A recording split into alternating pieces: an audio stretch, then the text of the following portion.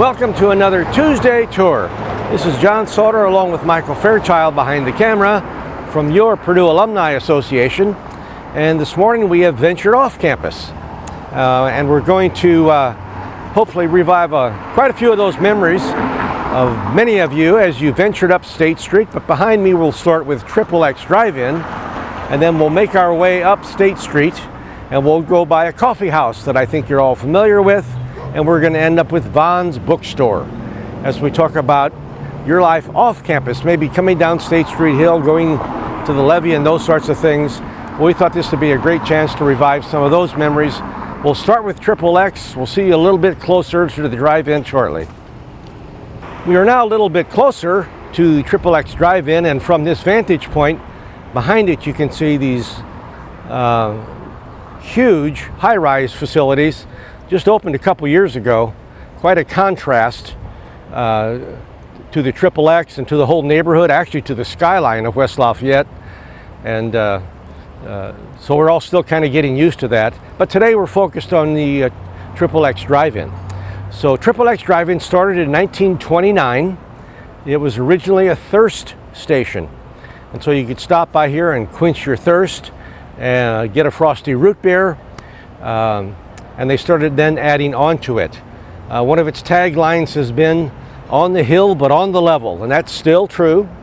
The other tagline is, "We've been here before your mother was born," and that's still awfully true also. 1929. So it continued to prosper. It's all basically indoor seating. It's a winding countertop on the inside. If you've been there, you're very familiar that you really get to meet a lot of people sitting across from you. These days, with a variety of COVID mandates, it's all outside seating, and they've got about 10 picnic tables. People are lined up actually to go there, and it's not uncommon at all to see students with their parents and their grandparents. They like to come back. It's one of the best breakfasts. I can witness to that in town that's available here. But the XXX itself actually got its name from its root beer, interestingly enough. And so XXX root beer, I have a visual aid here. XXX root beer is still being sold there. XXX, the X's actually had to do with the quality of the root beer. 1, 2, or 3. And so if you had 3 X's for your root beer, that was the top-notch quality of root beer available. XXX, the name stuck. XXX root beer now is really not available very much at all. There's only 2 sites, I think, in the country. But the current owners, Greg and Carrie Ervsman, have made it a point to try to popularize and sell the root beer. They've actually bought the recipe, and they would be happy to send you some by way of a website. I'm going to put it down. But it's still some of the best root beer around. XXX root beer, Tri-Kai, I think some of the students call the place.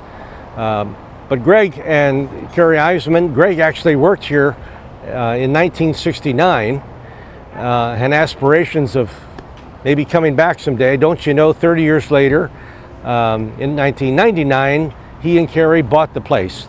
A dream come true for them. So they're proud owners of the place, and they've really put their heart and soul into the XXX DriveIn with much publicity, with lots of publicity, particularly about root beer these days, and have really made a name for themselves. And speaking of a name for themselves, MSNBC has named this the best diner in the state of Indiana. And don't you know, the Food Network has been here.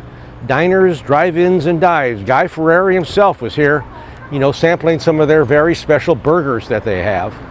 And so they're pretty famous, and people actually come from all around, particularly those looking for unique dining locations within the state and on college campuses because of their unique burgers. And I was going to read you some of their burgers. I have one of their menus here. Maybe you're familiar with these. The Dwayne Purvis All-American.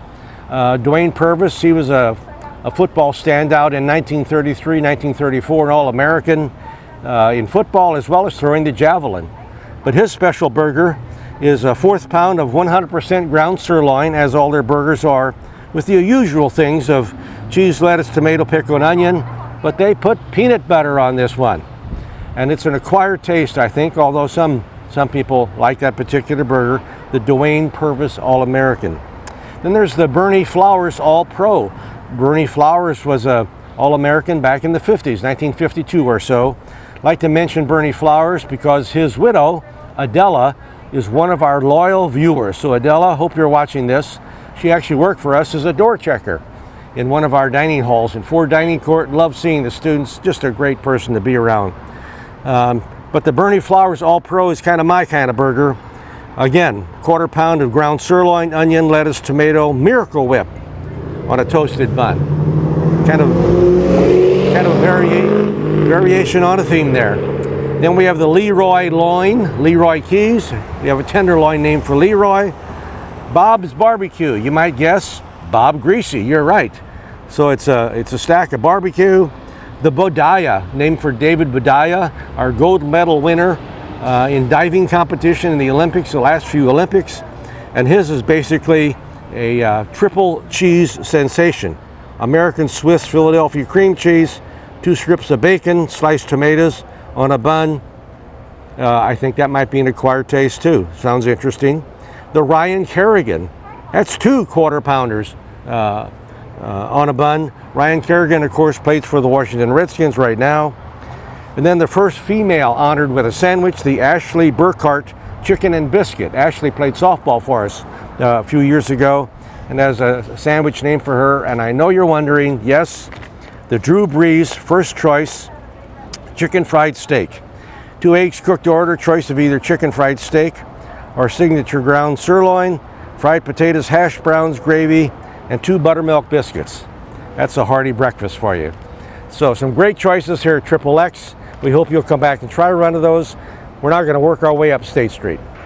Okay, we are back halfway up State Street actually, but we wanted to pause here and capture the view coming up State Street because there's a great picture that Micah will show you of trolley cars coming up here. As we talked about, the trolleys started down there, worked their way up, and actually went to campus to drop students off at the pillars as they arrived for classes each day. The trolley here actually, interestingly enough, around 1888, 1890, was the first fully electrified trolley system in the state. So ahead of its time. It was in existence for about 50 years or so, and basically around 1940 or so it was abandoned because cars and buses had arrived by then, and I think there's even some of the cars in the photograph.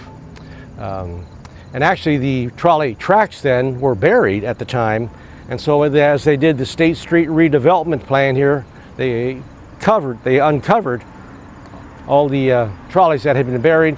Very historic as they dug those up and really made the news. So now we're going to go farther up towards State Street, towards campus, and stop in the corner up here. Okay, we've made our way up State Street to the corner here of Northwestern and State. And behind me is a building I suspect many of you have walked by all the time and really not paid much attention to, but we wanted to highlight it because it really has a lot of architectural significance. During your day, it might have been known as a Purdue State Bank, or the Sullivan Bank building. It's now Chase, they've taken it over, but it was designed by the famous architect Louis Sullivan. He was a mentor of Frank Lloyd Wright, an architect out of Chicago, and his specialty was designing bank buildings, smaller bank buildings, one of the smallest. It's called a jewel box, just because of a lot of the ornamental features, ceramic tile, a lot of attention to detail in this good old building. It's a trapezoidal shape to it, which has been altered a little bit when Chase added a drive-through and some limestone addition to the back of it. But a very interesting building here that you've walked by and still functioning right near campus. And then just across the street, across the way here, is the Gray House Coffee Shop. This opened up in 2008. Actually, it's in the Miller building, which opened in 1900. It's gone through a variety of iterations, but now it is the quintessential college coffee shop. Very popular for students. You can get all your variety of coffee, specialty coffees, pastries, and crepes. They've just expanded, as a matter of fact, and they've got a nice conference room that you can use here.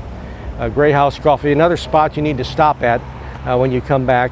Just a great spot to relax and see the students doing their thing. And then across the street, what an interesting contrast is our new Target. And so we go from 1914, 2008 to about 4 months ago, in August of 2020, Target opened up with some apartments behind it, and it's open and airy and light, just as you would expect the store today to look like. The interesting thing right now is with the COVID situation, they only allow 21 people at a time inside the building. So as you go in, they count you. As you leave, they take you off the list, that sort of thing. Very interesting approach. But students are loving it. In fact, for the amount of square footage and the footprint there, a lot of offerings from all the cosmetics and bathroom products to produce, to dairy products, to meat products, all those things, all within Target. Very popular with the students. We're now going to venture a little bit more up State Street towards campus. Okay, we have now ventured up the street just a little bit more, closer to campus, really in the heart of the village area. And historically, I just got to point out that right through here, right behind me, used to be a variety of other stores. One was a drugstore, actually, Bartlett's Drugstore. And you'll see in a picture that Michael will put up, Bartlett's Drugstore, no longer there, but Bartlett's Drugstore is where Amelia Earhart, when she was here between 1935 and 1937, kind of upset the townsfolk by being there unescorted, in slacks, sitting at the soda counter, and lit up a cigarette. And that was quite the thing at the time. And it's written in a variety of books, and so I know that one to be true. But a little bit of history right there, Bartlett's Bookstore. But across from that, Vaughn's Bookstore, which many of you are familiar with, opened up in 1968. John von Arsmendorf keeps the place going still. It not only has textbooks, but comic books, music, clothing, jewelry, gemstones, fashion, all those things in the store and in the basement. Quite an experience. Again, this is a place I've been told where a lot of grandparents like to come back and have their kids make sure they get in to visit it. They tell me that it has a feel like right out of a Harry Potter movie. So just a very interesting place to get into. You can go in there and spend an hour easily just looking at all the variety of things in Vaughn's bookstores. One of the very successful, still, perhaps last, independent bookstores operating. So unique, you need to experience that once again when you come back to campus. So we hope that gives you a good feel for a little bit of off-campus life, stirs up some memories. We've gone from a diner to a coffee shop to a bookstore, reliving your days while at Purdue. You need to come back and visit sometime. So on behalf of Michael and your Purdue Alumni Association, hail Purdue.